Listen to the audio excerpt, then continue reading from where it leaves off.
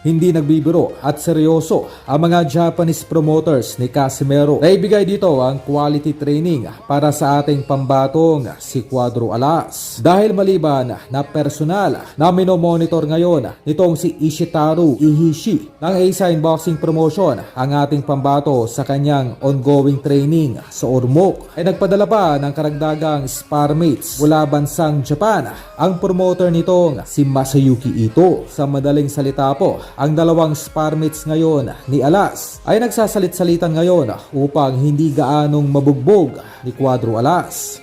Ganoon pa man, tila hindi na rin magtatagal pa ang nasabing spar mates ngayon ng ating pambato, dahil mula sa ating pinagkakatiwalaang insider ay makailang ulit nang nagsipagbaksakan ang dalawang Hapon na spar mates ngayon ni Alas. At ang naging pakiusap nga raw ng dalawang Hapon kay Casimero ay lakihan pa ang gloves nito tuwing sila ay may sparring sessions. Ang ganitong kalaking investment ng mga promoters ni Casimero na kung saan ay kumukuha pa ito ng mga ka-sparring mates mula Japan para kay Alas ay hindi lamang para sa paghahanda nito kay Ogoni ngayong October 12, kundi para na rin sa paparating na mega fight ni Casimero kontra sa binansagang The Japanese Monster na si Naoya Inoue. Kaya hindi na nakakapagtaka kung bakit gumagastos ng milyones ang mga promoters ngayon ni Casimero upang masiguro lamang ang kondisyon nito sa bawat laban.